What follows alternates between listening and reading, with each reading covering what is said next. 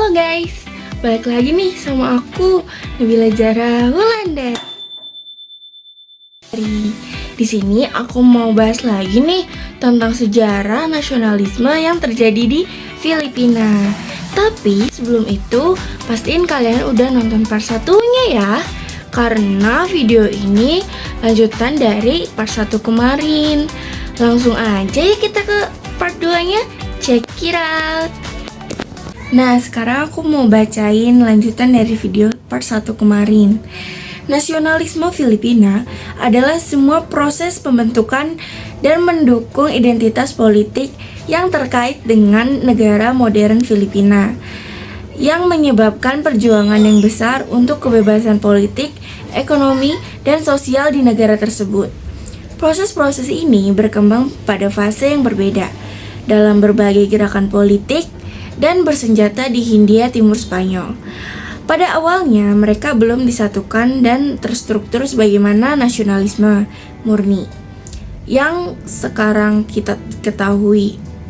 Mereka muncul dalam keberpihakan dari seniman kimiawi anti-kolonial yang kuat pada akhir abad ke-19 yang sebagian besar tertutup dari rezim kolonial, yang sebagian besar terkendali oleh ilustrat, elit penulis, dan Aceh, yang terdiri dari Peninsulares, Insulares, dan Indio.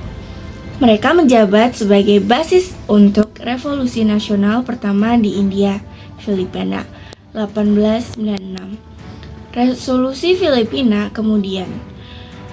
Dalam konsep nasionalisme modern, Filipina memiliki dua arah sinergistik yang saling mendukung, yaitu nasionalisme Filipina pada isu etnis dan nasionalisme Filipina pada isu. Latar belakang nasionalisme Filipina. Pada masa sebelum abad ke-11, wilayah Filipina terbagi menjadi beberapa kerajaan kecil yang dikenal sebagai barangay, yang namanya diambil dari perahu Melayu bernama Balangay. Setiap unit politik kecil ini dipimpin oleh seorang ratu, raja, atau sultan.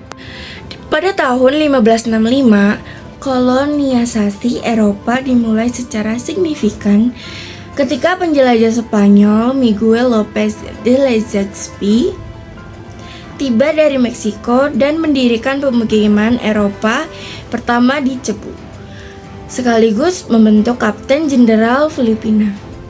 Dengan membawa 5 kapal dan sekitar 500 orang, serta didampingi para biarawan Agustinian. Kolonialisasi ini diperkuat lagi pada tahun 1567 dengan tambahan 200 tentara. Legazpi berhasil mengusir Portugis yang menjadi pesaing mereka dan mendirikan dasar bagi kolonialisasi Spanyol di kepulauan tersebut.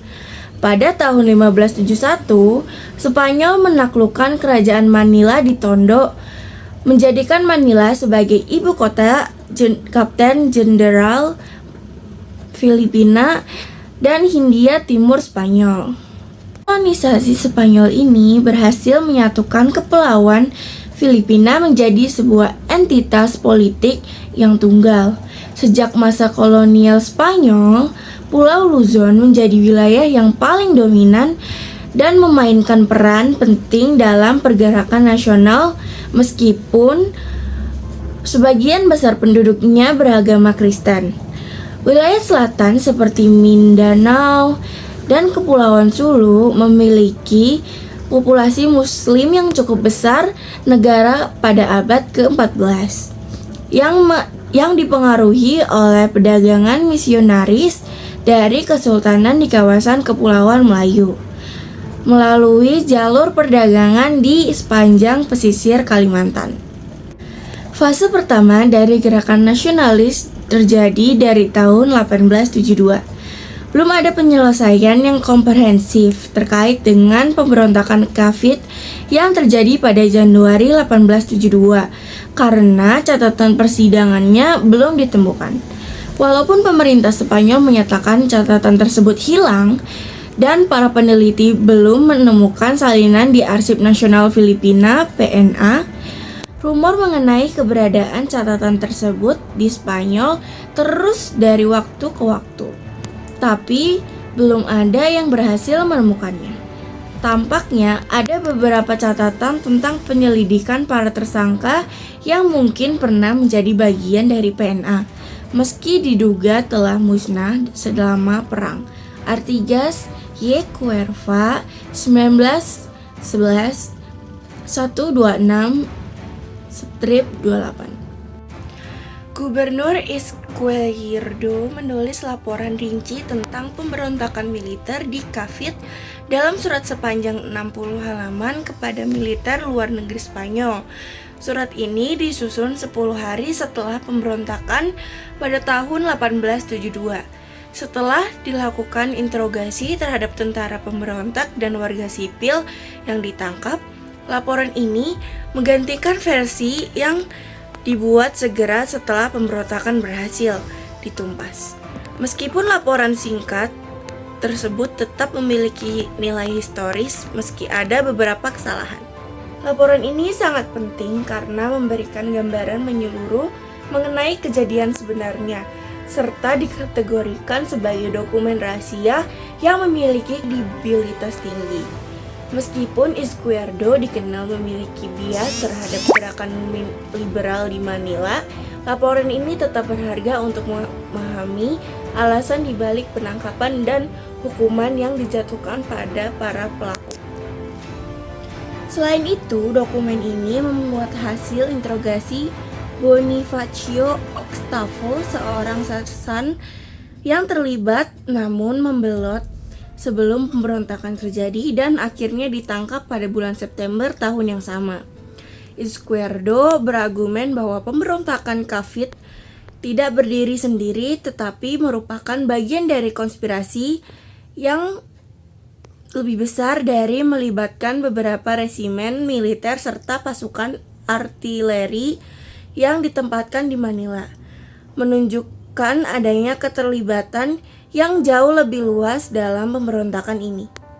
Pada tahun 1872, Gubernur Izquierdo memerintahkan pasukan di bawah komando Wakil Kapten Jenderal Felipe Ginóvez Y. Espinar untuk menumpas pemberontakan di Cavite. Menurut laporan Izquierdo, pemberontakan tersebut direncanakan mulai dengan sinyal roket dari Manila setelah tengah malam. Namun, pemberontakan di Cavite keliru menganggap kembang api dan festival di Sampaloc sebagai sinyal, sehingga mereka mulai serangan lebih awal pada pukul 8 hingga 9 malam tanpa menunggu sinyal yang direncanakan dari Manila.